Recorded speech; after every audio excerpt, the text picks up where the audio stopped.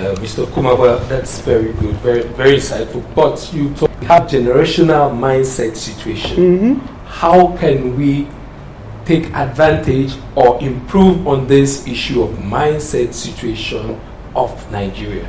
Do you know that the mindset is what is holding a lot of us today? The mind is a function of what you learn from your upbringing, from your parents, from the school you go to, from the church you go to, from the type of culture and tradition that you have. It makes you create walls in the mind that makes you make things impossible that are possible. Once that mindset is set, as you get older, you will be having things, you answer things before they even ask you. One of the mindsets that is holding a lot of people down today is that they don't have money. If you don't have money, you cannot do anything. It's a lie. I will show you how you can be a landlord without 1 naira in your pocket. Because the market is there. Now this mindset is what is damaged.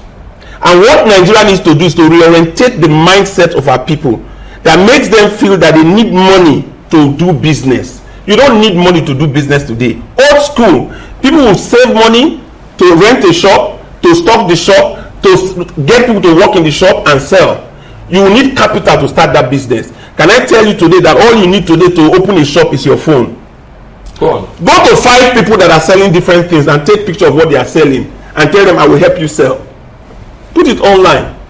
Negotiate your price very well so you have room to make money on that item. If you put it online today, you will make over $1 million selling anything. There are talented people on the street today who are doing different, who have different talent, who are looking for who will help them. They are on the street looking for a job. If you look at what is happening in our country today, people will say there is no job. I am here to tell you today that there are challenges, but we can surmount some challenges if we change the way people think, the way they see life, and the way they do things. You know, the way they do things have changed. You cannot be looking for money to open a shop when you can open your shop online. Who is going to tell people? If your mindset is that you must have money to start a business, then you will not start any business. Should I tell you how you can actually become a landlord without 1 naira in your pocket? I was going to go to that. Okay. I'm sure a lot of people go to a house that is vacant in Wuse. The house has like 14 rooms. Tell the landlord how much is the rent of this building. He will tell you 10 million. Tell the landlord you will give him 15 million. Because you are telling you give him 15 million, he will agree with you. Turn around and tell him that you are going to use this place as office complex. Turn around and advertise online today that you are renting those 14 rooms to 2 million naira a year. They will be taken up like this. If you rent those 14 rooms for 2 million naira, it will give you 28 million naira. You give the landlord 14 million naira. How much have you made? 13 million naira. What did you put in that estate? Are you the landlord? Were you the one that built the house? You actually make more money than the landlord. Challenge me. Today, what I do for a living is show people how they can succeed. And I'm asking you today to challenge with any business. Any business you want to start, you can start it today without 1 naira in your pocket. When I see people today, I ask them what they do and I impact on their life. A young barber walked into my office. He said, I hear you teach people how to succeed with what they do. I say, yes. He said, I'm a barber. How will I succeed? I said, how much do you earn every month? He said, 30,000 from commission that I get from when I barb hair. I said, you will make 300,000 this month with my mentorship. He said, how? I said, you will go for only 3 customers. You will make 300,000. But the mindset that he has is that you must get money to rent a place. You must get a barber shop. You must decorate the barber shop. If you have that mindset, you will never open a barber shop. So I told him, go to 3 boarding schools. Ask to see the housemaster. Tell the housemaster you want to be coming to the hostel every weekend to barb the hair of the boys in the hostel. Tell the housemaster that any money they pay you, you will share it into 2. Give the housemaster 50% and take 50%. 3 housemasters of 3 schools. The boy is making over 300,000 naira a month now. What I did for that young man is to change the way he think. What this country needs today is to change the mentality of our people's mindset. But there are agencies in government that are already doing that. We have the National Orientation Agency of the government. They've been mobilizing, trying to get Nigerians to think and to key into the national identity of Nigeria. What do you think is the role of that agency? Do they have a role in this changing our mindset and helping us to navigate through the economic challenges? The quantum of disaster that we have now in the mindset damage, an agency cannot reach out to. How many people can the agency reach out to in today's Nigeria? They can't reach out to more than 200,000 or 300,000 people. The gravity of our problem is that every state will have a problem today. The real thing, when I'm talking about reorientating the mindset of people, you have to involve the parents. You have to involve teachers. So what we need to do is to come up with a system that will orientate the mindsets of parents to make them start thinking and telling their children different things from what they've been telling them in the past. You know, when we're growing up, our parents catch us doing something wrong and they chastise us. Yes. But when we do something right, they don't say anything. If you do that to this generation of children, you lose them because they will tell you hate them. But the real thing that is happening today is that a lot of our young people have their mindset damaged from role models, wrong role models that they have. Political leaders who don't do anything but make money. We have parents who mislead their children to do courses that they are not supposed to be doing, that have nothing to do with their flair. We have teachers who are indoctrinating the children into Western culture that is destroying our children today. The social media is the other disaster. What about the inhibition from the church, the role of the church? Take for instance, the Catholic Church have teachings, doctrines, traditions. Is there in any way, do you think, the church can stand as an obstacle to mindset change? Could the church be contributing to these economic challenges by the way they preach? The Catholic Church can be exonerated because we are very traditional. But you can see what is happening in the world today. The churches that we have in the world today are actually inhibiting children and this generation from doing what productive things that will make them succeed in life. There are some churches that they go to Monday, Tuesday, Wednesday, Thursday, Friday, Saturday. They are looking for miracles that will make them get what they want without working. If you have that type of mindset that you have to go to a church to make money, then you will not want to work. So the church today has this positive side, there also the negative side that is affecting the mindset, the generation that we have today in our society. We need to have government to regulate the activities of all this proliferation of religious groups. I'm not talking about the Catholic Church, but the Catholic Church is traditional, but we have a lot of religious groups today that are inhibiting the young people from expressing themselves. Okay, your emphasis is on our mindset, and I still want to let you know that Nigerians, you said our mindset, Nigerians in Nigeria will be suffering. It won't be working well with them because of the economic situation.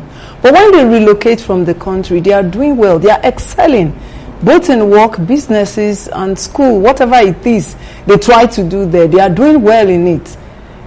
So what are your thoughts on that? Is it this? Are they changing their mindset when they leave? The truth about it is that when you leave Nigeria, you actually behave differently when you get abroad.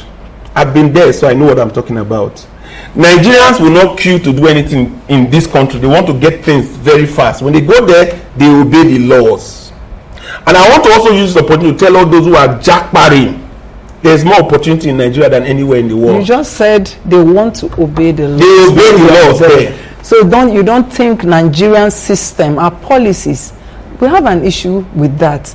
For them, why are they obeying the laws there and disobeying the laws here? How's the system here? Because the system there, if you disobey the law, you are punished.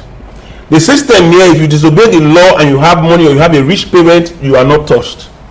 Okay. So people get away with a lot of things that they shouldn't get away with. The system in Nigeria does not create the enabling environment to put a system where people fear the law. But in that environment, it is there. That's why Nigerians who leave this country, they always will excel better. Because our mindset here, we have the ability to do what is right if the system is well structured properly. You said the environment. Yes, the environment. You know, I still try to tell you earlier on that the environment here is also should be the reason why we are not thriving here, because that environment is pleasant, and then they have those policies and those laws that are making it work for them. But here, you are still saying it's the mindset of the individual.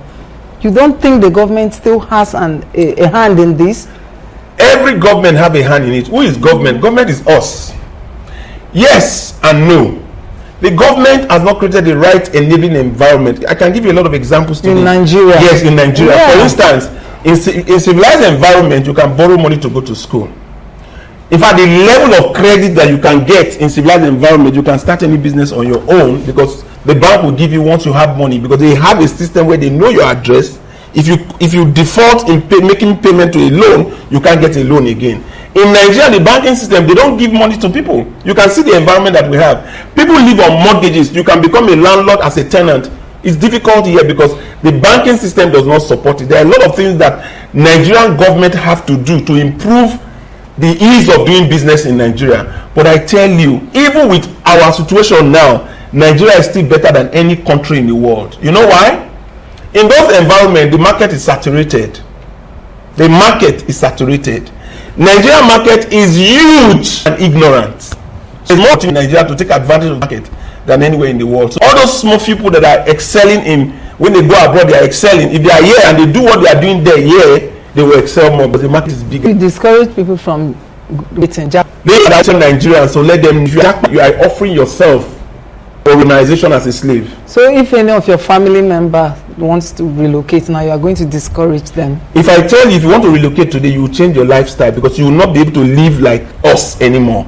You will be confined to living in a house, working 24 hours, doing 3 jobs.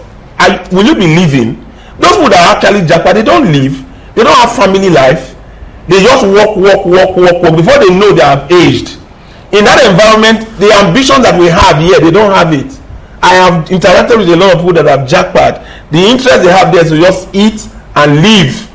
But in this country, we don't just eat and live for ourselves. We live for the family. We want to take care of the family. We want to take care of community. We want to take care of society. Our ambition is bigger than the ambition that you have from somebody who is living abroad. For instance, somebody who lives in Canada. The type of lifestyle they have, the type of ambition they have is not the same that we have. I am my own local government in Nigeria. They can't afford to provide light, water, and everything for themselves over there. We do that here. So Nigerians have more potentials to succeed anywhere in the world because the difficulties we have experienced in Nigeria has taught us how to actually live better and succeed in an environment that is well structured. But you see, when you talk about people doing the migrating to other places, the young people will tell you they would rather be slaves there because they have all the things, the necessities of life. Good roads, good infrastructure, good light, good welfare packages, good healthcare services. But beyond that, we're talking about the current economic challenges in Nigeria. I would like to ask you, how has inflation impacted on the average Nigerian household? It's terrible. It's terrible in the sense that the current exchange rate and our dependence on foreign goods has made our trade imbalance in such a way that we are dependent on importing things that we eat, that we wear, that we do everything. So the naira is depreciated to an extent where if you apply the exchange rate to any product that you have today, it becomes almost impossible for people to survive. There are a lot of people today who have jobs. They can't pay transport to where they are working. There are a lot of people who earn the minimum wage of 70,000. If you divide it by 30 days, you see how much you get on a days. You can't actually survive with it. So there are a lot of things that are affecting a lot of people today in our society. There's exchange rate, which is the foreign exchange rate that has gone up. There is also insecurity that has created a problem where people don't go to farm anymore. So the people that are farming, the price of commodities have escalated beyond the reach of the average man. But we have good news for them. The good news is that Nigeria continues to be the investment bride of the world. We have the mineral resources, our climatic condition is good. If we change the way we think, the way we see life, and the way we do things, things will change for us. That's why I'm advocating today that we should create a reorientation that will reorientate parents, reorientate teachers, reorientate people who administer things to people, religious groups, so we can start retooling the mindset of our people. We have everything, but we are not getting what we should have. I just told you that you can employ somebody, you will make over ₦1 million. I also told you that you can start a business without ₦1 in your pocket. I showed you how you can become a landlord without ₦1 in your pocket. So why will you be complaining in Nigeria that things are hard?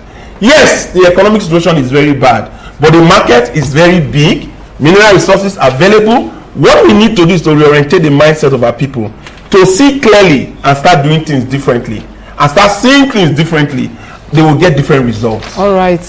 For now, we will have to go on a quick break right now. Thank you so much. Thank you. We'll have to go on a quick break right now. When we return, Mr. Akume Agba is still in the house with us to continue from where we stopped. Stay with us. Thank you.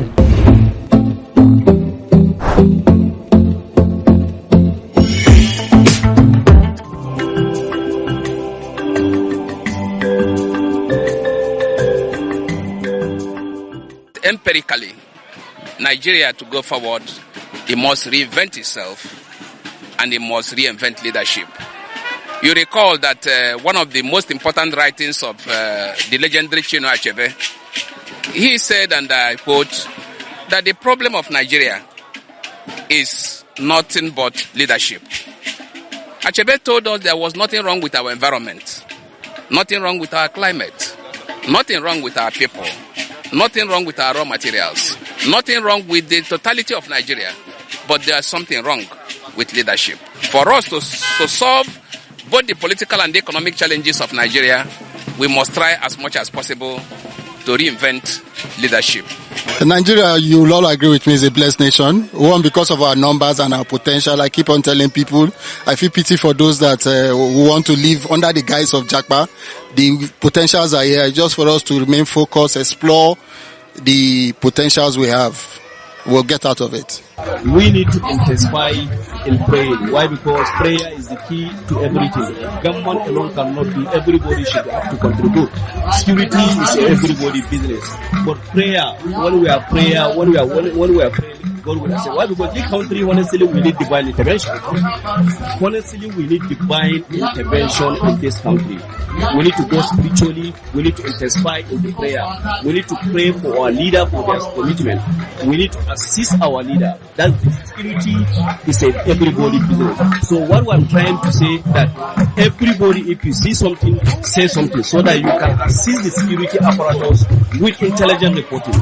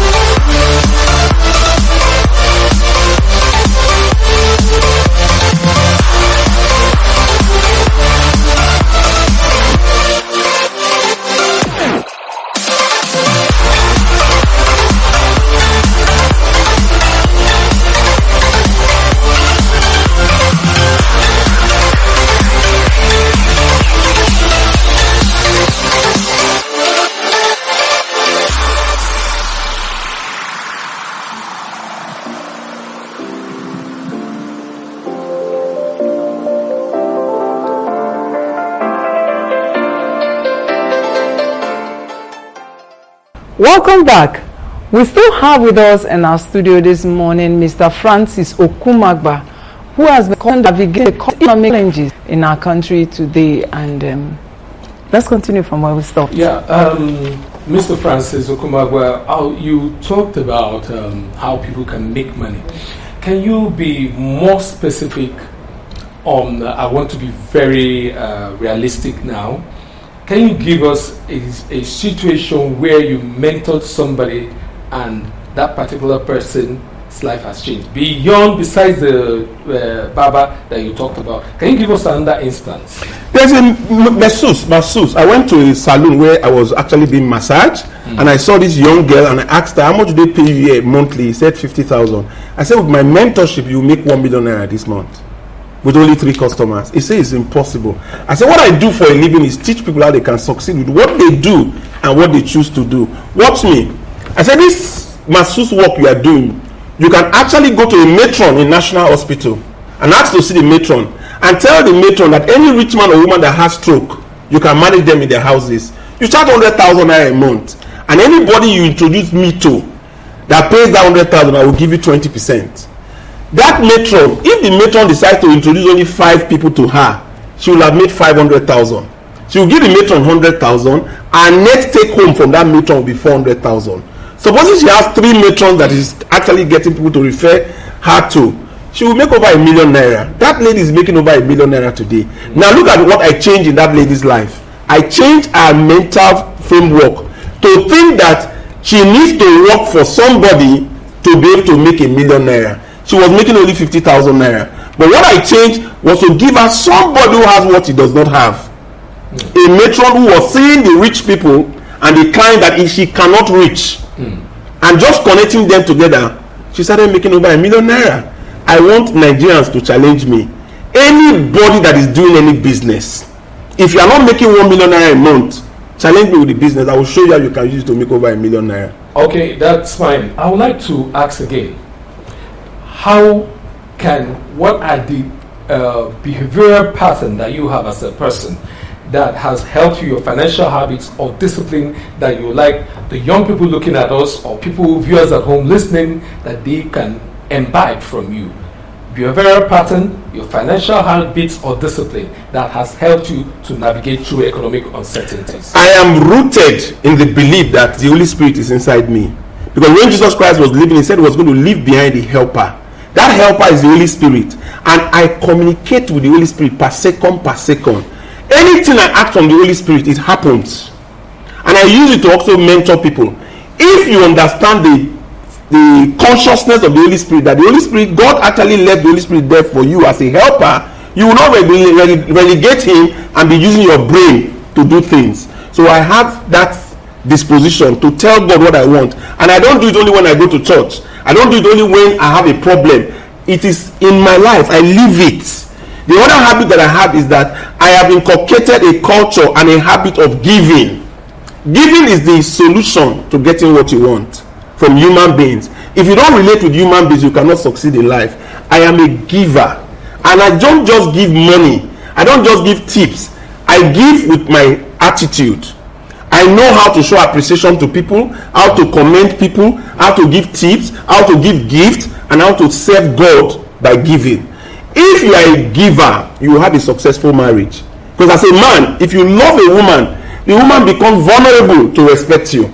If a woman respects you, you will become a mumu to that woman. But who will do the giving is a big problem. I also have inculcated the habit of giving as one of the attributes that actually propel me with relating with human beings. The third one is I have role models. I have mentors. I have people that I look up to. If you don't look up to somebody that can shake your mindset, you will continue to live the same way you are used to living. If you are used to eating akpu and ofo onugbo, if they give you starch and banga soup, you will not agree to eat it. Because you are already used and conditioned to eat akpu and ofo onugbo. There are a lot of people today that their mindset is fixed, conditioned to do things in a particular way. If you don't have somebody that is a mentor that is scattering that disposition, you continue to think that you are living and you are doing the right thing. But if you don't change the way you think, the way you see life, and the way you do things, your life cannot change. So I also understand that. And those are some of the things that I use to actually mentor people. I am mentoring a lot of people today. And anybody I touch, I change their life. Now there you see, how can young people prepare themselves for economic uncertainties? How can they prepare themselves? Economic uncertainty is to develop a network of human beings around you. There is no human being that is complete. A man is not complete without a woman. A man cannot be a father without a woman, and a woman cannot be a mother without a man. People don't know that you are not complete. And if you don't work with people that have what you don't have, you cannot be complete. People are selfish to themselves.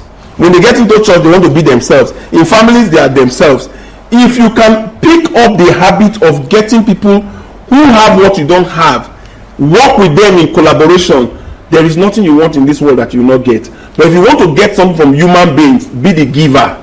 Don't go to ask from people. Be the giver. The one who gives actually gets more.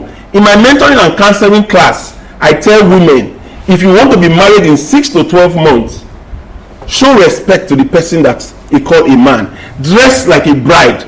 Talk like a bride. Walk like a bride. A groom will locate you like this. I use it very easily in my mentoring and counseling. If you know these principles and you adopt these principles as a young man, human beings will be around you to always help you, because you will know how to smile towards people, you will know how to commend people, you will know how to show appreciation to people, you will know how to give tips to people, you will know how to give gifts to people, you will know how to give to God. There is no way human beings will not fill you up when you have need. And what you really need to actually succeed is in the hands of a human being. The money you are looking for today is in the hands of a human being. If you really want to know how it works, you will sell to human beings. You buy from human beings. It's human beings that will work for you. It's human beings you work for. If you know how to relate to human beings and get what you want, then you don't have any problem, because you can use people that are talented, they're on the street. You can use rich people because you can also give them idea. You can use politicians. The one who knows how to use people is one that actually successful. So my advice to young people today is learn to cultivate the habit of relating with human beings around you. When God says he has given you everything, it means it. You know what God has given you? Human beings. There is no family you go to that you don't have a rich person, a talented person, a jaguda, probably a prostitute. God distributes the gifts among human beings. If you know how to work with people that have what you don't have, you will be complete. And if you are a man, you want to be successful, love your wife unconditionally. The respect you are looking for, you will get it. In fact, you will get more respect. If you are a woman, show respect to your husband. You will be loved unconditionally. The problem we have in society today is everybody is being selfish. Everybody wants to get something. I teach people how to change that habit. And if you can change it, you will start seeing results in your life. Okay. I still want to take us back to government policies, because you seem to be exonerating government. I'm not exonerating government. So I am trying to disabuse the mind of our populists who depend on government, because that is one of the biggest problems we have in Nigeria today. I am my own local government. I provide my own light, I provide my own water, I provide everything. If you depend on government, it retards you from actually expressing the potential that you have. Government cannot provide everything, especially in a system that is not working well. We are a developing country, so you cannot have perfect government. Even in civilized environment, there is no perfect government. So if you depend on the lapses of government, you will live below the normal standard that you're supposed to live to. So I try to play down on those things that people hold on to that make people not to succeed. If we emphasize the weaknesses of people, we will be weak. Okay. So the government is weak. I already know the government is weak. And the leadership that we have evolved in Nigeria. We evolve leaders who make money. And all they are interested in government is money, money, money, money. They don't look at what society has to benefit. In those days, leaders represent people. But the leaders we have today, they represent themselves. But is it not, are we not indicting ourselves? Because if our leadership are selfish, are you not thinking it's because of the followership? If our leadership are corrupt, are you not thinking it's because of the kind of followership they have? So the leaders are products of their followers. So if we are going to work and change the economic challenges or confront it, it will start from followership, not from leadership. So how do we now, the followers who are not leaders, how are we going to change our own personality to affect the leadership? Human beings look up to people who are leaders. The fish get rotten from the head. If you don't change the head, the tail will not wag itself. What we need to do in Nigeria is to change the way leaders operate. Well, in Nigeria, it looks as if it's the head that I can tell you, when the Diagbo and Buhari took over power, the realms of power, yes, as military government, yes, you saw the way Nigeria changed. That's what leadership does. And that's what we need to start the change. The decadence we have in the society is not only with leaders, so it's also with parents. Parental upbringing has changed. It's not the way we're brought up, the way we are bringing up our children today. The way we were brought up, at 25 I was already independent. Today, go and look at the young people. 40, they are still living with their parents. They can't leave their parents because of the way we have pampered our children. In our upbringing, we were challenged to do things. We go out and explore. Today, we lock our children in the house. They don't even go out to see neighbors or talk to neighbors. They cannot explore. I went to school myself at the age of 16. My children will not travel from Warri to Lagos to go to his school. But you did it. In our time, they will send you to Sokoto to go to his school as a young boy, and you go. That upbringing that we have is not the upbringing that our children are going through now. Our children are very dependent on us. We provide everything for them. We feed them, we clothe them, we send them to school. Their marriages, we pay for them. I paid for my own marriage myself. That generation is gone. This new generation, they don't do anything. They know more, but they are not achieving anything because they don't have the sense that we had, because we were exposed to being independent, not dependent on our parents. But we have changed that culture by making our children independent and to depend on us. But what's the reason for this? Well, we call it civilization in the wrong civilization. We are trying to be overprotective. We are trying to get our children to enjoy what we did not enjoy, and in the process, we pamper these children, and they are not their individual selves anymore. The next generation, there will be less marriages. Yeah, definitely. But from what you're saying, is there hope for the Nigerian young people, for Nigerians, despite these economic challenges? Do we have hope? I've been talking about all the hope. You don't need the challenges we have today. They are real. I'm not saying there are no challenges out there. To feed now is a problem. To do transport from a particular place from that place is a problem. Many people are not leaving their houses anymore. Before you travel from a particular place from that place, you have spent 2,000 naira, and the salary they are earning cannot make ends meet. So the challenges are there, but I'm telling you that there's a silver lining. The silver lining is for government to open the eyes of our people and reorientate their mindset so they can start thinking differently. You know, now let me tell you what civilization does to human beings. Technology has opened us up to doing things better, to be able to sell things from your house, to open a shop without going to rent a place. But there are a lot of people whose mindset is still on, I need money to start a business. How do you change that mindset? If you don't change it, the person will be at home looking for money, looking for an uncle that will give him money to open a shop. Today, if government knows what they need to do, we will reorientate the mindset of our people on TV like we are doing now. We will orientate the mindset of teachers. We will orientate the mindset of people that are teaching people in churches, religious leaders and all that, and our society will begin to change. The mindset reorientation starts from the head, the political leaders. They need to change the way they front money without doing anything. Because role models are created in society by successful people.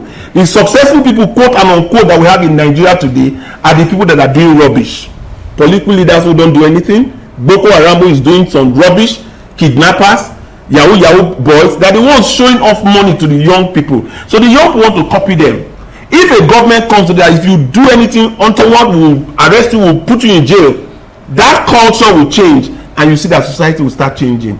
So programs like this, we need programs like this to enlighten our people so that they will open their eyes. We have everything, but we are suffering. We are suffering because of lack of education and exposure and the right mindset to do what is right. Okay. Shortly before we came to the studio, I was discussing with you just before the program. I'd like you to share to the viewers about that experience we talked about that you had in Canada, in a school where you were going for mentorship or something. I'd like them to hear that, because a lot of people don't believe we've got brains in Nigeria, or that people like you and me that studied here don't have what it takes to compete globally. Please let the viewers hear the story. Colonial mentality is what is affecting us. Yes. The colonization of Africa has retarded the thinking of Africa to have this feeling that the white color is superior to the black. It's in the mindset. And that mindset is what if somebody wants to employ somebody and the white person come and the black person come, they will employ the white person. If you want to give a contract today, if somebody comes from China, they will give the person. I went to Canada. I wanted to relocate to Canada when I left banking. They put me in an office that I was volunteering under a guy that did not go to university because he's white skin. So I was there innocent, trying to learn the system, so I was just following up. They didn't know that I was already executive director. They didn't know my experience. They didn't know my educational qualification. They just assumed that because I'm black, I'm one of those people that don't know anything. So we are in a group where we always gather for lectures. They will give lectures. We will go and convince the people to join the platform that we're doing. We're doing the mentoring and the business promotional program. So they will select 5 people that will give lectures in 5 rooms. That particular day, I was there in the meeting. They were selecting people that would do the lecture. One of the white guys that was supposed to give the lecture in one of the rooms did not come. So they were asking for volunteers. Who would do it? I raised up my hand. If you look at the way they looked at me that day, they looked at me with, who is this? I said I will do it. But no other person raised up their hand. So they gave it to me. When I walked to the classroom, the few white people that were in the classroom then walked out of the class because I was coming to teach them. When I entered the class, after I finished what I did, they went back with the gossip to the organization to tell the bosses that what I did was phenomenal. Wonderful. The next week, when we had that same program, all the heads of department in that organization, they went to that same class and they gave me the class to teach. When I finished, that was the first time the head of that place, the MD, called me to his office and asked me for my qualification and experience. Immediately he knew it, he opened a full department and brought people under me to learn from me. We are superior to the mindset and in fact, if you go abroad today, you see all the people that are excelling and doing wonderful things in all the areas of medicine, engineering, they are Africans. We undermine ourselves because of colonization. They also use religion to suppress us. But I tell you today, Africans have a place if they change the way they think, and they change the way they do things, and they actually start doing things differently. We have everything that we need to succeed. Okay. I say it again, in this country, everything we need to succeed is in Nigeria. The climatic condition is excellent. Mineral resources are everywhere, and we have a big market, but we are not exploiting it because 90% of the people are ignorant. Only 10% of the people are using the resources and the environment that we have to make money. If we do the right reorientation, we will take over the world. All right, Mr. Okumagwa. Thank you. One final word. Tell Nigerians, tell us, how do we navigate in this current? I teach wealth education and I show people how to succeed with what they do or choose to do. I want to work with parents. I want to work with organizations. I want to work with government agencies. Let's collaborate. Religious groups, I want to collaborate with them so we can open the eyes of people. Money flows in the streets of Nigeria. Nigerians are not picking it. All we need to do is to reorientate the mindset of our people, and things will change. If you change the way people think, you change the way they see life, and you change the way they do things, things will change in their environment. And that's what we need in Nigeria today. You talk about challenges, we have challenges, but we can surmount those challenges with changing the mindsets of our people. And I look forward to working with people that are ready to move to their next levels. Thank you so much, Mr. Okumagwa, for your time. Thank you. Do have a nice day. Thank you very much. Thank you. Well, viewers, you've been listening to Mr. Francis Okumagwa, who is a transformational leader, a mentor, author, business strategist, life coach, wealth coach, inspirational speaker with over 30 years of work experience, 15 of which were at executive capacity in banking. He has interest in capacity building, real estate, insurance, pensions, consulting, and community and public service. And he's been talking to us on the current economic challenges in Nigeria today. We'll have to go on a quick break right now, and when we return, Daily Communion continues. Please stay with us.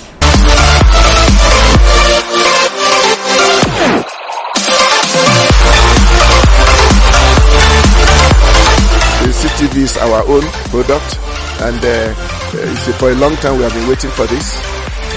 Now you don't have to start looking around the television channels to find something decent.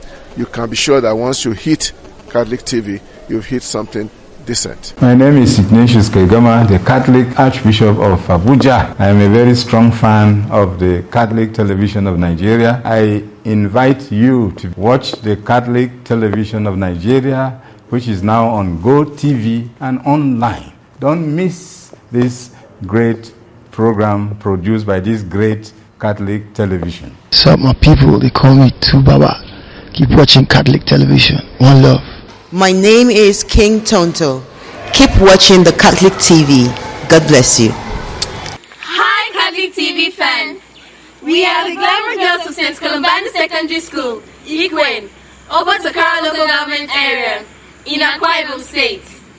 There is no place like St. Columbanus, and there is no TV station like the Catholic television. Stay connected. You are watching CTV.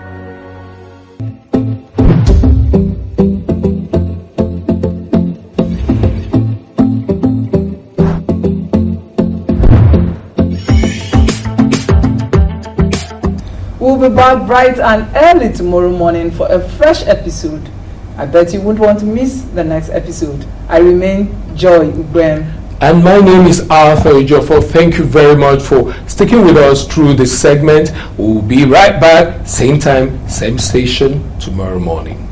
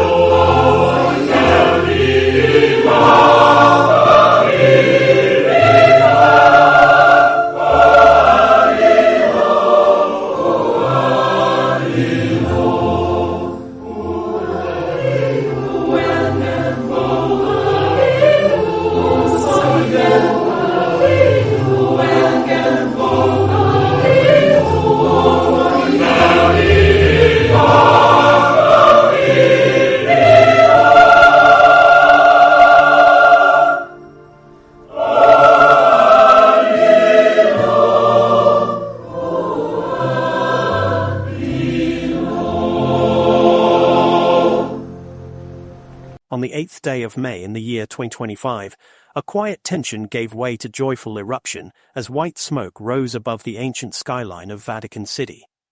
The plume drifted from the chimney atop the Sistine Chapel, signaling to the world that a decision had been made, one that would echo across continents and within hearts. A new chapter had begun for the Catholic Church. The cardinals of the Sacred College had chosen the 267th successor to St. Peter, placing their trust in a man whose name, until then, was known primarily in ecclesiastical circles. That man was Cardinal Robert Francis Prevost, a friar shaped by both the bustling streets of Chicago and the missionary fields of Latin America. In that moment, he stepped onto the world stage as Pope Leo XIV, the first American ever to ascend to the throne of St. Peter in the 2,000-year span of church history. The election of Pope Leo XIV followed closely on the heels of a moment of mourning. The passing of Pope Francis, who died on April 21, 2025. As the Church and the world grieved, eyes turned toward Rome, where a new leader would be chosen not just to continue a legacy, but to navigate the spiritual future of more than 1 billion Catholics. But this wasn't just a story of succession, it was the unfolding of a unique personal journey.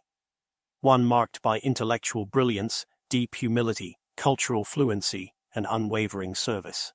In the man now known as Leo XIV, many saw a bridge, a living link between North and South, tradition and renewal, academia and grassroots ministry. To understand the significance of this papacy, one must look back to where it all began. Robert Francis Prevost was born on the 14th of September, 1955, in the heart of Chicago, Illinois, a city woven with Catholic heritage and the rhythms of working-class life. As the youngest among several siblings, he was raised in a household where faith wasn't just spoken but lived. His lineage blended French and Italian roots, and that rich cultural background would become a quiet but steady influence in the years to come. His father, Louis Marius Prevost, played a central role in shaping the young Robert's spiritual identity. As a catechist in their local parish, Louis did more than teach the faith, he embodied it. Their home parish, St. Mary's in Chicago, was not just a place of worship, but a second home. There, Robert served as an altar boy, immersed in the rhythms of the liturgy and surrounded by the presence of the Augustinian friars who guided the parish with wisdom and grace. These early encounters, steeped in community and contemplation, planted seeds that would bloom slowly but steadily. From a young age, Robert Francis displayed a rare blend of quiet determination and natural leadership. While many children his age were still unsure of their paths, he already sensed a pull toward something greater. His decision to enroll in an Augustinian minor seminary, where he completed his secondary education in the year 1973, reflected a maturity and focus far beyond his years. Yet even then, the road ahead was not entirely clear. He wrestled with a choice that many discerning young men face, whether to pursue the diocesan priesthood or to join a religious order. It was not a decision made lightly, and it involved long hours of prayer, counsel, and discernment. Eventually, his heart found its home in the Order of St. Augustine. What drew him in was more than just theology, it was the call to live in community, to embrace a life rooted in unity and shared purpose. The teachings of St. Augustine, especially the rich intellectual tradition and the emphasis on interior conversion, resonated deeply with him. That sense of calling was further affirmed when he began his studies at Villanova University in Pennsylvania, an institution affiliated with the Augustinians. There, he earned a Bachelor of Science degree in mathematics in the year 1977, a testament to his disciplined mind and his comfort with both faith and logic. But the journey did not stop with academics. That same year, he entered the novitiate of the Augustinian province of Our Mother of Good Counsel, located in St. Louis, Missouri. The novitiate marked a period of spiritual testing and commitment, culminating in his solemn vows in 1981. For Prevost, these weren't just ceremonial milestones, they were steps along a path of deep surrender and growing responsibility. Education remained a central theme in his formation. After completing his undergraduate degree, he turned toward theological studies at the Catholic Theological Union in Chicago. There, he pursued a Master of Divinity, immersing himself in scripture, church history, moral theology, and pastoral care. His intellectual gifts did not go unnoticed. Recognizing his potential, his superiors sent him to Rome for advanced studies in canon law at the Pontifical University of St. Thomas Aquinas, also known as the Angelicum. It was at the Angelicum that he completed both his licentiate and doctoral degrees. His doctoral thesis focused on the role of the local prior in the Augustinian order and exploration that reflected his growing interest in the spiritual and administrative life of his community. The research was not abstract. It was born of lived experience and a genuine desire to understand how leadership could better serve both individuals and the whole. On the 19th of June, 1982, at just 27 years old, Robert Francis Prevost was ordained to the priesthood. The ordination took place in Rome and was presided over by Archbishop Jean Jadot, who at that time served as the pro-president of the Vatican Secretariat for Non-Christians, a body that would later evolve into the Dicastery for Interreligious Dialogue. That moment marked the formal beginning of a ministry that would eventually span decades, continents, and countless acts of quiet faithfulness. From those early years, the seeds were planted for a vocation that would not only grow, but flourish, one that would eventually lead a humble friar from Chicago to the heart of global Catholicism. Those early years in Rome were not merely academic for Robert Francis Prevost, they were foundational. The Eternal City, with its layers of history, global diversity, and constant movement of church affairs, opened his eyes to the universality of the Catholic faith. Walking the cobbled streets near the Vatican, praying at the tombs of saints, engaging with seminarians and scholars from every continent, these experiences quietly shaped his vision. They gave him more than just theological depth. They gave him a sense of mission. That sense of mission found real, lived expression far from Rome in the arid, sun-scorched northern region of Peru. In the year 1985, still young in his priesthood, Prevost was assigned to the Augustinian mission in Chulucanas, a remote area nestled within the Piura Desert. There, amid crumbling infrastructure, blistering heat, and the quiet endurance of forgotten villages, his vocation would be tested and transformed. He did not arrive as a foreign observer. He came to serve. His ministry in Peru unfolded in phases, but the timeline is remarkable. Between the years 1985 to 1986 and again from 1988 through 1998, Prevost immersed himself fully in the life of the church in Peru. He wore many hats: parish priest, diocesan official, seminary professor, and administrative leader.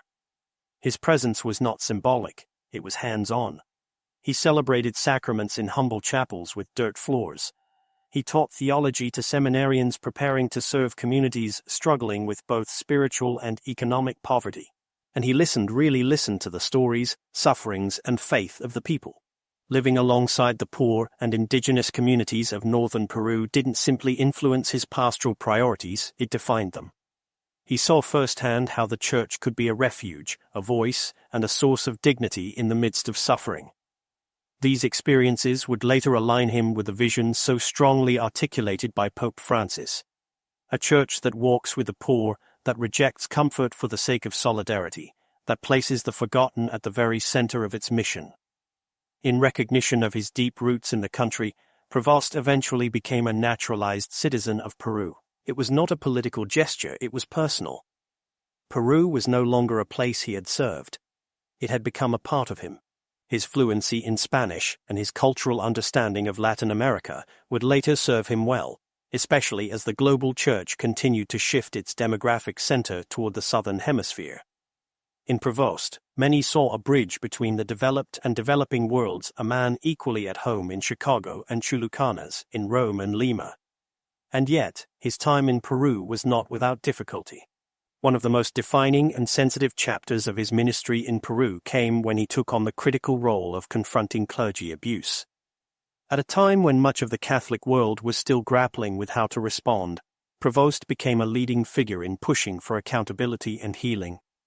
He was appointed as the very first president of the Episcopal Commission for the Protection of Minors and Vulnerable Adults in Peru. His work involved more than policy. He sat down with survivors. He listened to their pain. He organized gatherings that gave voice to the wounded, some of whom were victims of abuse linked to the scandal surrounding the Sodalitium Christiani Vitae, a group under increasing scrutiny at the time. Prevost's approach was pastoral, deliberate, and at times controversial. There were critics who questioned the pace of reform. There were moments of backlash. But there were also victims who later spoke of the comfort they received from his quiet presence, his refusal to ignore their stories, and his determination to see justice pursued, even when it was painful. Years later, in the lead-up to his election as Pope, new headlines emerged. In the year 2025, shortly before the conclave, media outlets began reporting that the Diocese of Chiclayo, where Prevost had served as bishop, had allegedly paid $150,000 in settlements connected to claims by 3 young girls against a priest accused of abuse. The narrative quickly spread, with some framing it as a scandal and others as a smear campaign. Supporters of Prevost were quick to respond, emphasizing not only his innocence, but his long-standing commitment to transparency and accountability. They pointed to his history in Peru, his proactive stance on abuse, his willingness to meet survivors, his record of policy development as evidence that he had nothing to hide. For them, these accusations represented a painful but familiar pattern. That sometimes, those who speak out early and push for change become targets themselves. Following this turbulent period, Prevost's path returned him to the United States, where new responsibilities awaited. In the year 1999, he was named provincial of the Augustinian province of St. Thomas of Villanova, headquartered in the Chicago region. In this leadership role, he oversaw the spiritual and administrative health of the order's communities throughout the region. His balanced leadership style, shaped by his years in Latin America, began to attract attention from beyond American borders. By the year 2001, that attention culminated in a major development. Robert Francis Prevost was elected Prior General of the entire Order of St. Augustine. It was a rare honor and a heavy responsibility. As Prior General, he was tasked with overseeing Augustinian communities across the globe, from African missions and Asian schools to European monasteries and Latin American parishes. He was re-elected for a second term, serving until the year 2013. Over those 12 years, he traveled constantly, listening, mediating, teaching, and uniting. Those global travels were not ceremonial. They were pastoral pilgrimages. He visited friars in remote regions of Africa, walked among communities in the Philippines, and participated in theological dialogues across Europe and Latin America. His ability to navigate diverse ecclesial cultures with both respect and clarity earned him a reputation as a rare figure, one who could unite without erasing difference, one who could lead without domination. However, leadership often brings scrutiny. During his time as provincial in the United States, Prevost faced criticism regarding his response to a sexual abuse case involving Richard McGrath, a priest of the order who would later be convicted for crimes involving minors. Critics argued that the process lacked transparency. Defenders, however, emphasized the evolving protocols of the time and pointed to Prevost's later track record of prioritizing victim care and ethical standards in the face of deeply entrenched institutional failings. As these complex realities converged, his missionary heart, his global leadership, and his willingness to confront painful truths, one thing became clear. Robert Francis Prevost was not a man who avoided challenges. He walked into them, sometimes quietly, sometimes with resistance, but always with the aim of reconciliation and renewal. During one of the most difficult moments of his early leadership, a controversy resurfaced that tested Robert Francis Prevost's growing reputation. The case involved a priest who had been accused of misconduct, but was allowed to remain within a priory located near a school, even after concerns had been raised. Though the priest was eventually removed from ministry and formally laicized in the year 2012, the timeline raised questions. Critics, including the Survivors Network of Those Abused by Priests, known by the acronym SNAP, argued that allowing the priest to stay in proximity to children for so long reflected a lack of urgency.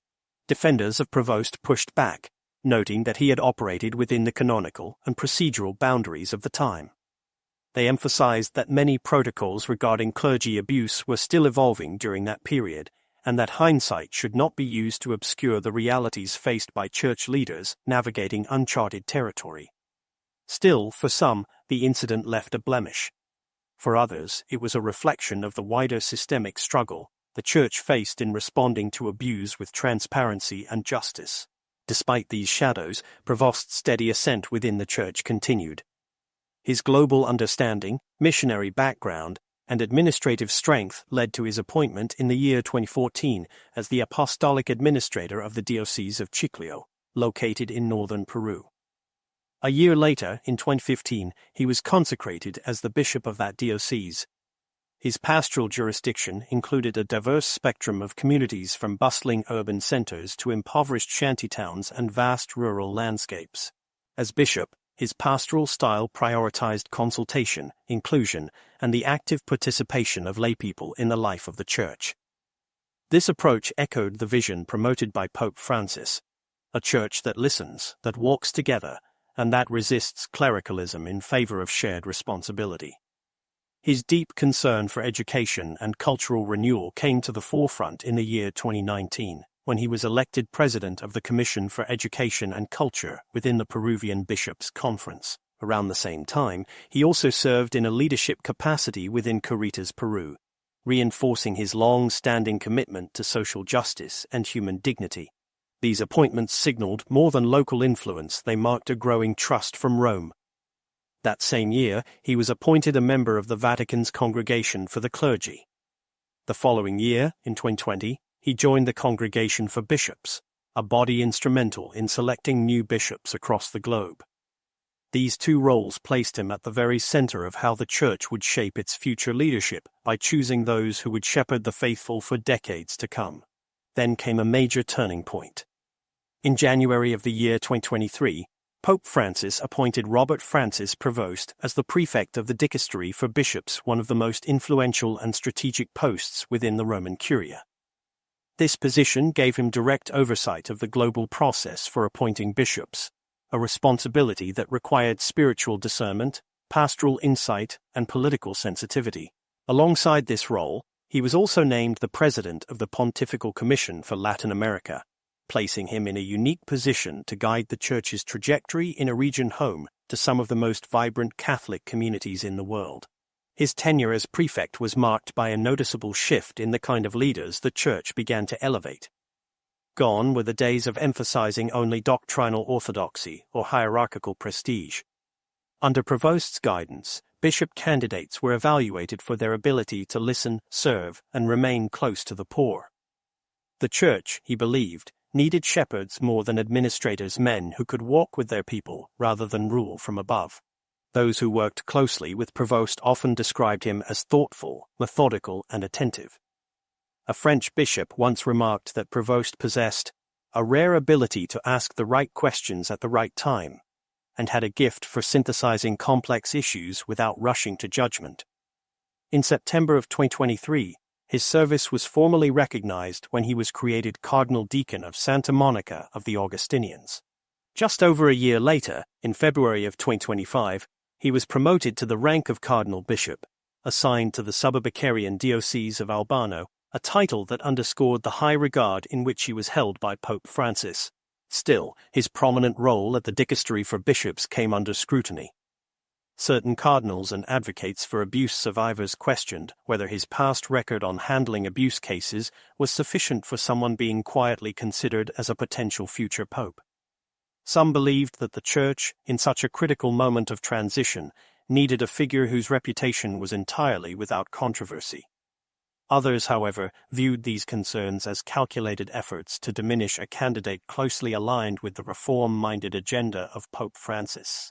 Then came the moment that would define his life. Following the death of Pope Francis in April of the year 2025, the Catholic world turned its gaze once again toward the Sistine Chapel. 133 cardinals under the age of 80 gathered in solemn prayer and deliberation to choose a new pontiff. The eyes of the faithful and of the world watched as the College of Cardinals embarked on the sacred duty of electing the next successor to St. Peter. Robert Francis Prevost quickly emerged as one of the most discussed and serious candidates, what insiders call a papabile. His supporters described him as the ideal blend, an American by birth, but deeply international in formation, a missionary at heart, but thoroughly experienced in church governance, a bridge between progressives and conservatives, capable of uniting rather than dividing. While other contenders vied for attention, Provost's calm presence and reputation for integrity gained quiet momentum. One of his key rivals was Cardinal Pietro Parolin, the Vatican Secretary of State, whose influence was widely acknowledged. However, Parolin's homily during the pre-conclave Mass was received with lukewarm responses. Critics pointed to a lack of emotional resonance and questioned whether he could inspire the kind of hope the Church urgently needed. In contrast, Provost's record of global service and quiet reform struck a chord with many of the voting cardinals. Supporters of Provost included prominent figures like Cardinal Oscar Andrés Rodríguez Maradiaga, who praised his administrative insight, clear moral vision, and deep connection to the Church's most vulnerable members. What had once been seen as a geopolitical liability, his American citizenship, no longer carried the same weight. In a conclave where less than half of the voting members were European, and where more than 80% had been appointed by Pope Francis, the criteria had shifted. Geography mattered less, spirituality mattered more. Provost's nearly 2 decades in Peru, along with his Peruvian citizenship, helped soften any resistance to his American roots. He wasn't seen as a product of power politics, he was viewed as a global pastor, one whose feet had touched the dusty roads of the poor, and whose mind had navigated the corridors of the Vatican. Then, on the 8th day of May, 2025, after a number of ballots whose details remain undisclosed, the white smoke once again rose. The crowd below St. Peter's Basilica erupted.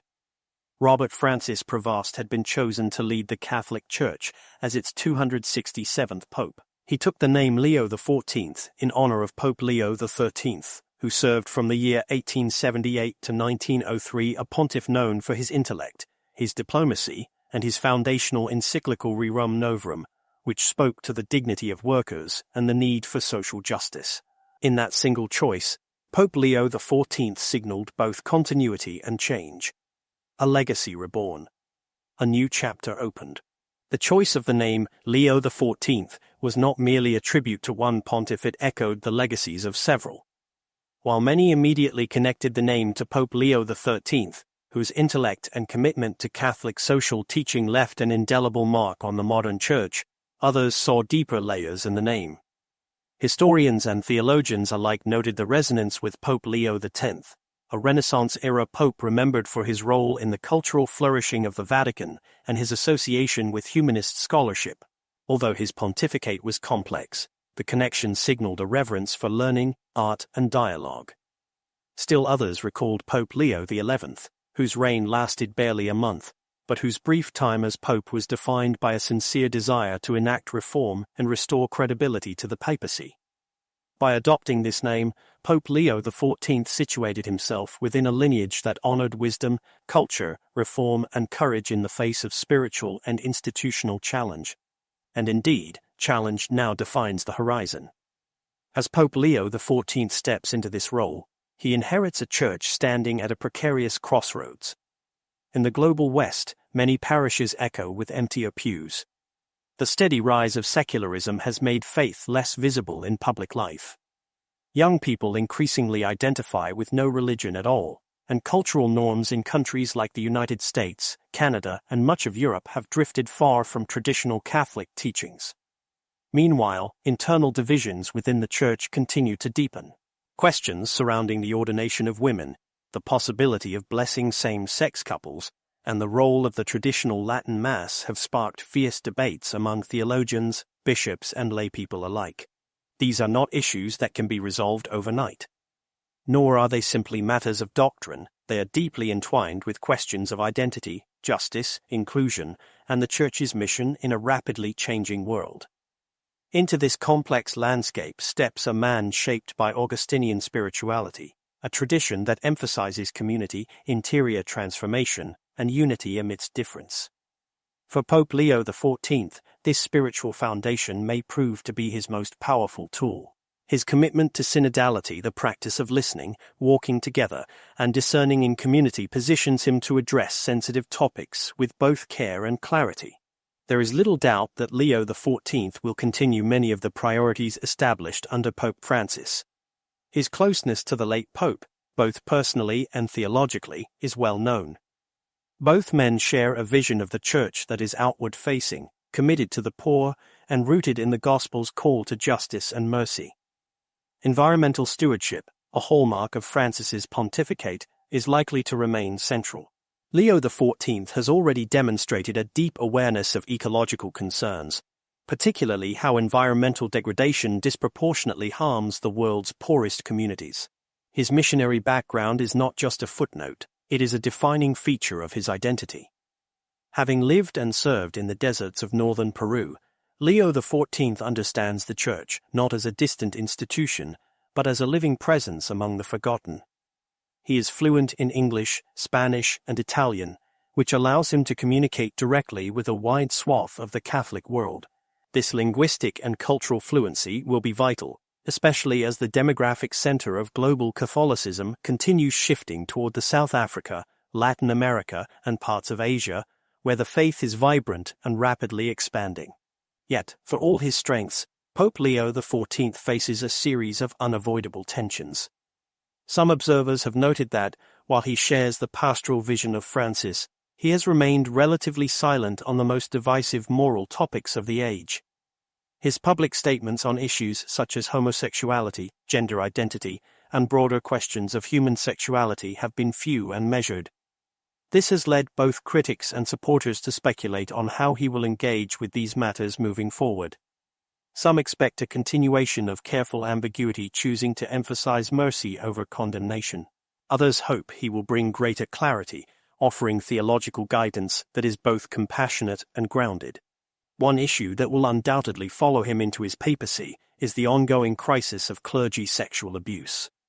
Although significant reforms have been implemented in recent decades, the scars remain. Trust must still be rebuilt. Pope Leo XIV brings to this issue not only administrative experience but personal proximity. His work in Peru, particularly in the areas of safeguarding and survivor advocacy, gives him credibility. And yet, because of his past leadership roles, some controversies from earlier periods may resurface. Supporters are quick to point to his track record, a man who met with victims, helped establish structures for protection, and prioritized listening over institutional defensiveness. They see in him a leader who will not run from the pain of the past, but use it as a guide for future action. Still, his critics are watching closely. They want to see whether his papacy will usher in deeper, more systemic change or simply continue the gradual reforms of the past 2 decades. The credibility of the Church in many parts of the world rests on this single issue. But beneath the policies, decisions, and expectations lies the person Pope Leo XIV himself. Despite the weight of his new office, those who have worked closely with him describe a man remarkably unburdened by power. Known for his humility and unpretentious manner, he is more likely to listen quietly in a room than to dominate the conversation. In his interactions with others, there is a simplicity that disarms formality. His pastoral warmth, shaped by decades among the poor and the marginalized, is evident in the smallest gestures: a lingering handshake, a gentle word, a moment of silent presence. He is not a showman. He is not a politician. But he is a shepherd, quiet, steady, and aware that the work ahead is as much about healing as it is about leading. As the world watches this new chapter unfold, the questions remain open. Will Leo XIV steer the Church through its divisions with the wisdom of the saints who came before him? Will his global experience help him unify a fractured flock? Will his silence on certain issues become a strength of listening or a weakness of indecision? The answers will not come in days or months. They will come slowly, shaped by time, prayer, and the unfolding of history. But for now, one thing is certain. Pope Leo XIV enters the papacy not as a man seeking greatness, but as one ready to carry the burden of faith with courage, with humility, and with hope. Behind the titles, behind the ceremonies, and behind the robes is a man with very human interests, quirks, joys, and habits that remind us that even a pope walks in ordinary shoes. Though now enveloped by the solemnity of the papacy, Pope Leo XIV has long held a quiet fondness for simple pleasures. Among them, a love for tennis. During his years of service in Rome, he once expressed with a hint of nostalgia that he rarely had time to play anymore. Tennis was never just a pastime for him, it was a way to stay grounded, a place where he could breathe outside the walls of administration and responsibility. It revealed something important, that even amid his theological depth and global duties, he never lost touch with his humanity. His connection to Peru runs deeper than geography.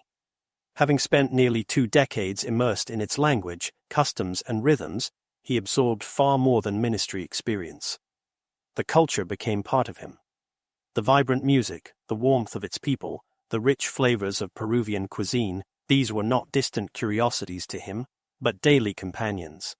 He would often savor traditional dishes like lomo saltado or ají de gallina, not simply as meals, but as expressions of love and heritage. In music, he found joy in the earthy pulse of marinera and hueno, rhythms that spoke of both resilience and celebration. These cultural affinities, far from being mere anecdotes, reflect something essential about the man. His ability to enter into the life of others not as a visitor, but as a brother. Those who have worked closely with him, fellow priests, bishops, and lay leaders, consistently highlight one particular strength: his ability to listen. Not just to hear, but to truly take in what is said, to reflect, and to respond with care. In a church that spans every continent and touches every human experience, this skill is more than valuable, it is vital. Leadership, especially at the level of the universal church, cannot be reduced to decrees and statements. It requires presence, it requires empathy, and it requires consensus building rooted not in compromise, but in communion. Leo XIV's leadership style is not one of domination or display. It is subtle, collaborative, and deeply shaped by his Augustinian heritage. At the core of his spirituality lies the ancient wisdom of Saint Augustine, who once wrote that unity is not uniformity, but harmony in diversity. That spirit is captured in the personal motto that Pope Leo XIV has chosen for his papacy. In the one Christ, we are one. These words are more than symbolic, they are a mission statement. In a time marked by fragmentation, both within the church and the world, his vision is one of reconciliation and shared belonging. He calls for a church where different voices are not silenced, but brought together in dialogue under the guidance of Christ. And then came that moment, the moment that centuries of tradition have preserved, and that the faithful await with breath held still. Standing on the balcony of St. Peter's Basilica, high above the square where the church's heartbeat echoes through marble and stone, Pope Leo XIV stepped into the light. The vast crowd below, some weeping, others cheering, stood in unified anticipation. Cameras from around the globe zoomed in. Children sat on their parents' shoulders. Pilgrims clutched rosaries. The bells of St. Peter's rang out once more, not for mourning, but for new beginnings. In that moment, he carried more than the weight of papal garments. He bore the hopes, prayers, and expectations of over 1,400,000,000 Catholics around the world. Each person watching from afar, whether in a small chapel in rural Uganda, a bustling cathedral in Brazil, or a living room in South Korea, was witnessing the start of a new chapter in the Church's long and storied journey. He is the first American ever to hold the keys of St. Peter. A fact that, once controversial, now feels strangely fitting. For in him, there is Chicago grit, the kind that comes from growing up in a working-class neighborhood, shaped by faith and family. There is Peruvian heart, the deep compassion born from years among the forgotten, the poor, and the searching. And there is Roman wisdom, the kind earned not by privilege, but through decades of careful stewardship, prayer, and pastoral service within the sacred walls of the Vatican. Pope Leo XIV does not walk into this new role as a man seeking acclaim. He steps forward as a servant of God, a servant of the Church, a servant of every soul who longs for meaning, mercy, and hope. The questions of what his papacy will become cannot be answered in a single day, nor should they be. What matters now is not speculation, but presence. The world does not look to him for perfection. It looks to him for faithfulness. And so the bells ring, the square brightens, and the wind stirs the papal banner once more. A new page is being written not just in Vatican annals, but in the hearts of the faithful. As the sun set behind the dome of St. Peter's Basilica in the days that followed his election, something remarkable began to unfold, not in grand pronouncements or sweeping reforms, but in the small gestures, subtle choices, and quiet rhythms of a man newly clothed in white. For Pope Leo XIV, the start of his papacy was not marked by spectacle. It was marked by presence. Where others might have entered with bold declarations, he arrived with silence, listening first to the heartbeat of the Church before adding his own voice to its centuries-old symphony. One of the earliest signs of his direction came not from a press release or encyclical, but from a decision about residence. Rather than immediately moving into the more formal apostolic palace, Pope Leo XIV initially chose to remain in the Domus Sancti Marthi, the modest Vatican guest house where he had stayed during the conclave. While this choice may seem logistical, it was deeply symbolic. Much like Pope Francis before him, he appeared to resist the trappings of elevated status in favor of simplicity, community, and accessibility. Visitors and Vatican staff quickly noticed. Here was a pope who stood in the breakfast line with others, nodded in passing with quiet warmth, and offered his time generously. He began meeting with individuals behind closed doors, victims of abuse, displaced migrants, elderly priests who had given decades to the Church with little recognition. There were no photographers present. No Vatican press bulletins followed. But the stories began to surface. Whispers became echoes. And soon, the world began to realize that Pope Leo XIV was not simply continuing the pastoral style of his predecessor, he was deepening it in his own way. His first homily as Pope, delivered during the Mass of Inauguration in St. Peter's Square, revealed even more. The crowds were vast, stretching from the steps of the Basilica down the Via della Conciliazione, where flags waved and candles flickered. His voice, calm but unwavering, spoke not of triumph or policy but of wounds. The Church, he said, must be a field hospital before it can be a throne. We are not here to rule the world, but to wash its feet. Those words landed heavily. They were not meant for headlines. They were meant for hearts. And for many Catholics, they were exactly what they needed to hear. The homily continued, drawing on the words of St. Augustine, whose writings had long shaped Leo's theological imagination. Unity, he said, does not come from agreement, but from love.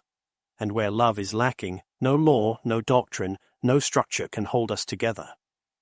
With that, he established a theme that would guide the early months of his papacy, a theme of listening, reconciliation, and communion without compromise. Internally, one of his earliest acts of report from the Vatican's dicastery for bishops, the very office he once led.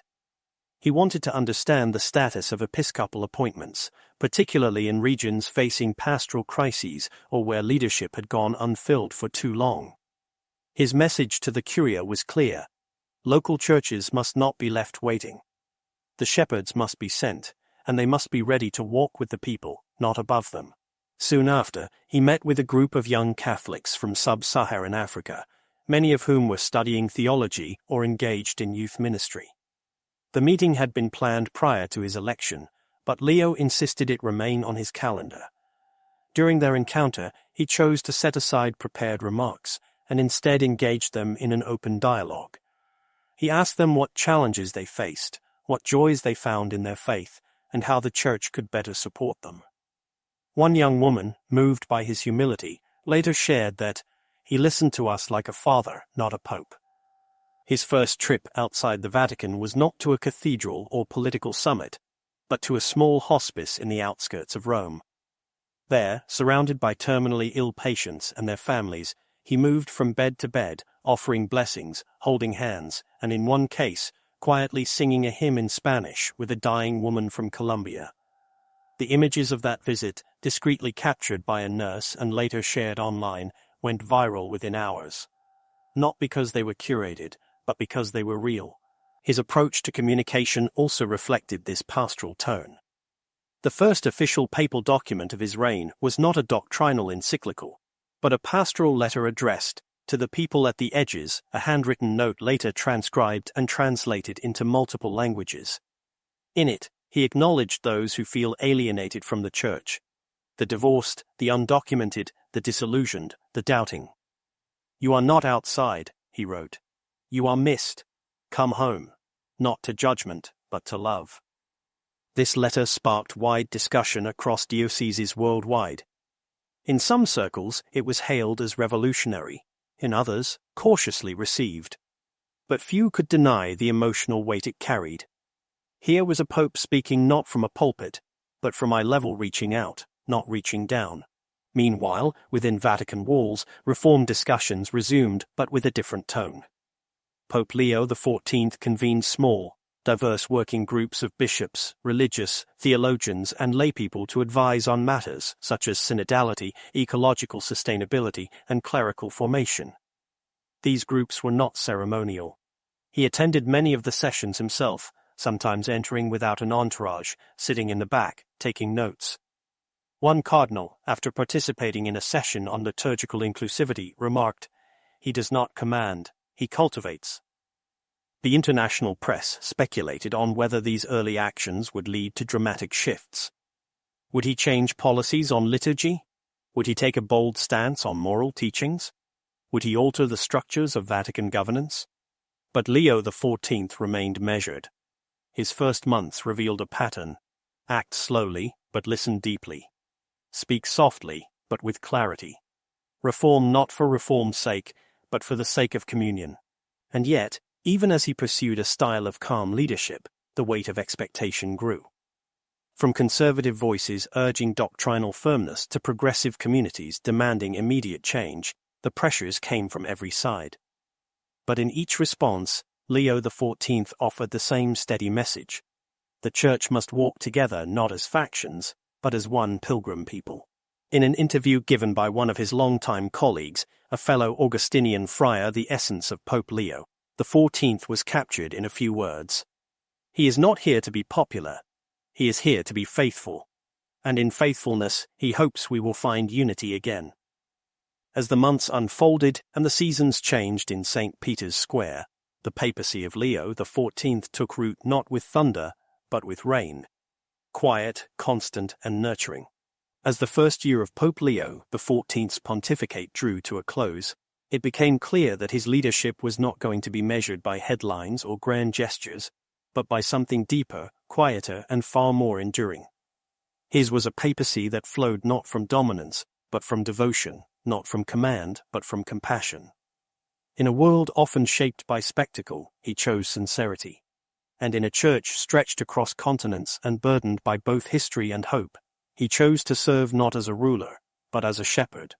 What emerged was not a man trying to reshape the church in his image, but one deeply committed to helping the church remember its own.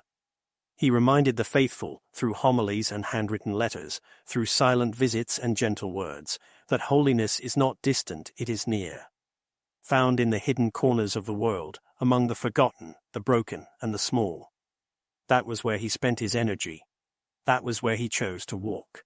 From the streets of Chicago to the villages of Peru, from the shadowed halls of Rome to the balcony of St. Peter's, Leo XIV carried with him the memories of people, not positions. His papacy became less about what he would change, and more about how he would love. And in doing so, he began to mend a church wounded by division, scandal, and fatigue, not with programs or proclamations, but with presence. There were still questions. There always will be. There were debates within the Curia, passionate disagreements among theologians, pressures from all sides. But beneath it all, a quiet confidence had started to grow. A feeling that, perhaps, the church had been entrusted to a man who understood its deepest need, to be healed. In his own words, spoken one evening after a liturgy attended by children with disabilities, he offered a reflection that captured the soul of his mission. The world doesn't need another leader. It needs a witness. And the church must be that witness. Not by towering above the world, but by kneeling beside it. That is the legacy Pope Leo XIV began to build, not one chiseled in marble, but one etched in the hearts of those who saw him, heard him, and felt, even if just for a moment, the nearness of Christ through him. Whether his reign lasts many years or only a few, one truth has already become undeniable. Something sacred has begun. And for the 1,400,000,000 souls who look to the dome of St. Peter's as a beacon, there is once again a reason to hope. Inspired by relevance, created by values, growth by persistence, networked consistence, powered by teamwork. This is exactly what I did to hear. CTV always promise. You should see.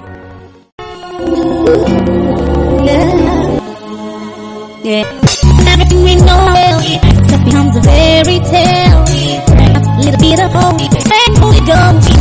When everything seems so let's do everything on the night and be right. God love me, so take time out with one of the heart. It's relative, getting being whooped up, being stick on my pride. What I get moving for us, so I and I put your ass up, I go as your friend, so we come back here, praise the Lord, we can talk to me. When I feel every day, it's a little bit of hope.